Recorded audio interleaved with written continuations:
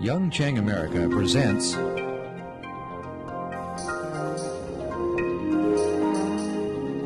Frank Conrad, demonstrating dynamic note allocation. Hi, I'm Frank Conrad, and I'd like to share with you my story of how to sell the Kurzweil piano.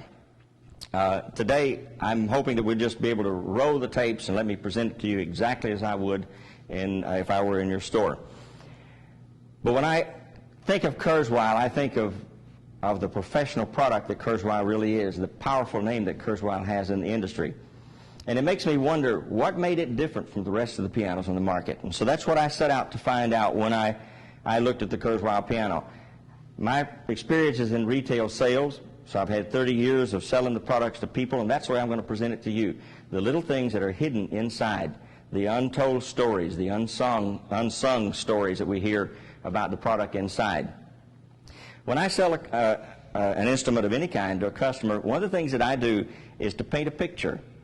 I like to think of my demonstration to the customer much the same as if he were going into a movie, and as he gets to the movie, he takes about 2 hours and his emotions are changed and he gets involved in the movie, and it's so great and everything that when he comes out the door and he opens the door and there's the sunlight, he's back in the real world. And if you do that with your customer, if you tell him about your product and how wonderful it is and the thought process that went into building it, what's special about it, and you tell him all the things that are pretty and things that he can use, and he gets on this emotional high and low, when he leaves your scene to go to the next salesperson, that person has a very hard time to get back in your theater with that customer.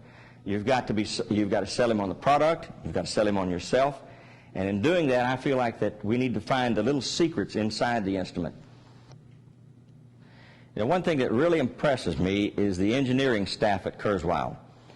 All of us know of the vein of technology that the card reader was invented, and Stevie Wonder was brought into the picture. What we don't know are some of the other things in the way of artificial intelligence that are along that vein of thinking.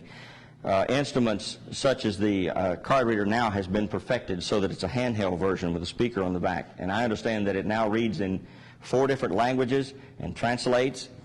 Also, something that we're not quite often don't have access to is a film called The Age of Intelligent Machines.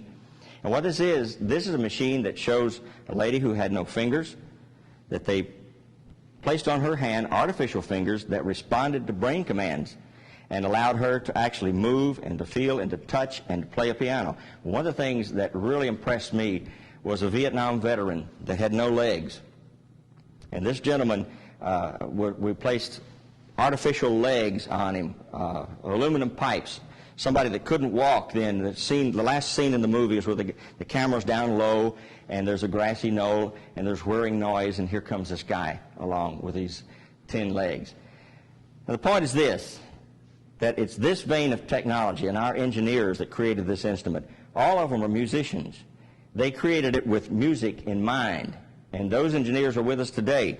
The point I'd like to make is they did things in this instrument and in the Kurzweils that other people don't do. We have to deal with things like 24-note polyphony, and we've got a way of showing you how we can play far more notes than 24-note polyphony. Little things that were built inside it, such as note-off velocity. Let me show you what note-off velocity is. When you play a piano and you're playing a low note and creating a sound, if you looked at the piano inside, you'd see the hammer hit the string and the string would start to vibrate. As long as you hold the key down, that damper raises up above the string, and then when you release it, it goes down on it to stop the string from vibrating, to dampen the sound. That's what they're called, dampers. Okay, when you release the note fast, the damper goes down on the string and it sort of bounces, and it's much like chiming a guitar. You hear the little harmonics that happen when the string is vibrating, the damper goes down, and it bounces on the string. When you release it slowly, it sort of settles down on the string and muffles the string out, and you don't have as much as what people call after ring. And you can hear that in a Kurzweil piano. You know, we don't have reverb in the Mark IV. It doesn't have reverb at all. But when I release the key, you'll hear what sounds almost like reverb. It's the chiming of the string itself. Hear it ring. Now hit it hard, release it slow, hit it hard and release it fast. And you actually can hear the after ring. That affects how the piano sounds. I'm sure that in the engineering process, somewhere along the lines, the ears of our musicians and Stevie Wonder said, I'm not hearing what happens in real pianos when you release the key electronically, it just cut off. And that's not realistic. So they built note-off velocity. One of the things that is very impressive to me, and I think probably is the big forte of Kurzweil product, is dynamic note allocation. Now that's a real fancy word. It's a little hard to say in Tennessee, but what dynamic note allocation does is this. Digital pianos are not as fortunate as acoustic pianos in the way that we can create all of the notes at once. In an acoustic piano, if I had a device that played all of the keys at once and all the hammers worked in the piano, then I would in fact get 88 notes, because that's how many notes there are in the piano. But acoustic pianos are limited to numbers. And the exciting thing about this product is, in the very beginning, our first Kurzweil only had 12 notes. It doesn't take long to run out of 12 notes. And here's what happens when you play notes in a piano. As long as the note is down and another note is played, you're adding 2. So I'm building up my numbers until, as I play, let me sit and show you. As I play up the keyboard, each time that I came up with the arpeggio, 2 at a whack, 2, 4, 6, 8, 10, 12, 14, 16, and on up the scale, as I held my pedal down, I added those notes together. Okay, we only have 24 notes of polyphonic notes. Let me explain what polyphonic means. This is where I put it over to my customer. Poly means more than one, and phonic means sound. So essentially we're talking about more than one sound. Since I can only do 24 at a whack, I'm limited when I get to the top of the piano. Okay, but in addition to that, there's another point that we need to consider, that when you have 2 voices on one note, like piano and strings, the computer inside this instrument recognizes that as being 2 notes. And when I hold the pedal down and play up the scale like this, I'm going to in fact add it up in groups of 2s instead of 2 instead of 1. So if I play 2 notes down here, I'm getting 4 notes. There's 4, 4, 8, 12, 16, 20, 24, and I'm out. 28 and 32, and everybody else is out. You still hear my entire orchestra. Because in our instrument, when we only have 12 notes, we run out of notes pretty quick. Especially if we layered a voice, piano and strings together, we could only play 6 notes, each of them doing 2 at once. 6 times 2 is 12, and we were out of notes. We couldn't do arpeggios, because what happens in a digital piano is that once you have played all of the notes that you're able to play, and you add a note above that, every instrument on the market has to go and borrow something that's already been played. In other words, that's a steal, it is a take away. And in doing so, when you get to the top of the piano, playing 4 at a whack up the piano, you usually are left with the very first note, and then it begins to skip out and give you 24 of the last note you played. That's very unmusical, because what you'd like to hear is what an acoustic piano would do, and that's give you everything in the whole scale. But Kurzweil dealt with the problem this way. They said, if we're going to have to borrow a note, and that note is a slow dying note, or the sustain pedal is on, then we'll let it, instead of being cut off, we'll assign it an algorithm. An algorithm is a set of rules, like you tell your daughter to brush your teeth and put your pajamas on, turn the lights out, and go to bed. That's an algorithm. We can say to this instrument, instead of cutting you off, we'll assign you over to an algorithm that says die away naturally. Now, if in fact that voice is a voice that dies away very slowly, while that note is dying away, I can assign it to the rule that says die away naturally and play right over the top of it with another note. Now, I'm not playing the sustain pedal to create that effect. I'm using a string that dies away softly, and the new one plays right over the top of it. That means that I actually use my my same note twice for two different voices all at once.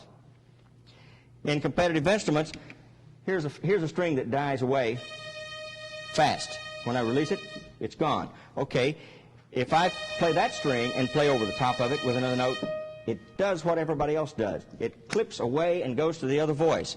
How many times have you sat down to an instrument to play strings, and once you play string, the next note you play, when you play, cuts all the strings off? Well, my strings will hold on, go to the next voice, it doesn't clip out, no pedals, play right over the top of it. Some beautiful things can be done musically with this. Here's taking a string that dies away on its own.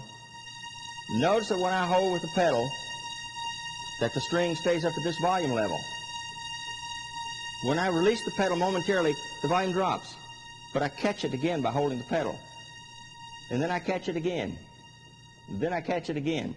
And all these movements that I'm making is allowing this string to die off in very slow method.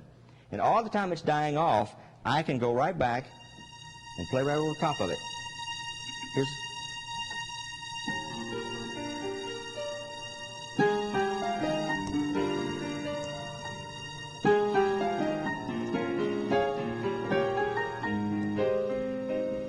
It's still there.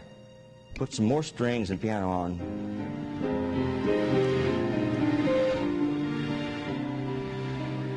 But you see, I can bleed from one voice to the next without having the problem of once I play a note and go to piano, the last one is gone, you see. It allows me to blend. Here's something else you can do.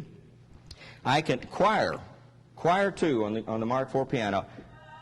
Also,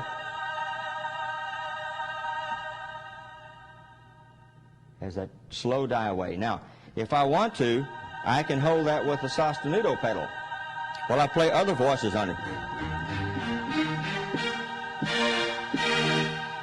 And then switch it over to the sustain pedal and what I call pump it down.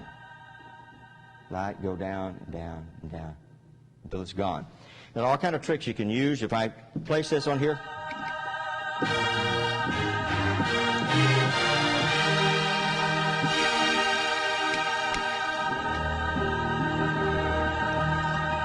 all my notes are there. Now watch this. Pump the choir away and end up with the orchestra in the background. Some beautiful tricks you can do there. It's the performing things that we need to be talking about Kurzweil. It's not just how many voices it has or how the keyboard feels or what kind of speaker system it has in it. It's this genius effort that they did to make note-off velocity, to make voices that die away slowly while others play right on top of it. Those are beautiful performing things you can do that are beautiful in the music that you play. Here's a song right here, I hope you recognize.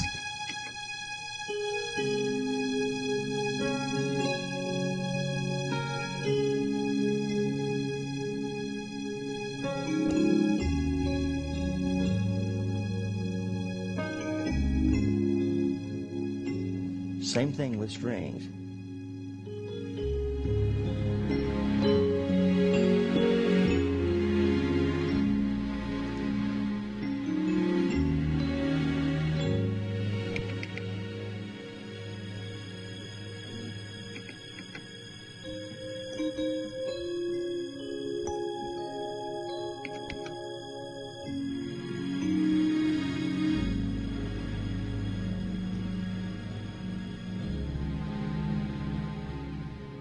Top string just dies out on its own. You don't hear the glitching that you hear in some instruments. When you turn it to another voice, that voice finishes out because it has something that nobody else does. That's Kurzweil's dynamic note allocation. Now I want to do it again. This time I want you to listen for something different. Not just the choir that I switch voices 3 or 4 times and play over the top of it, and then eventually I bleed the choir down with the orchestra in the background. But I want you to listen to the amount of notes that are being played. And you tell me if you hear 24 or not. Here we go with the choir.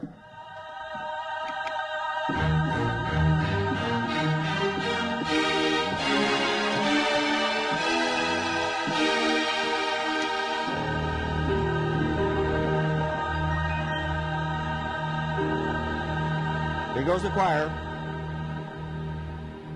leaving with the orchestra. Remember, I played 3 notes of choir.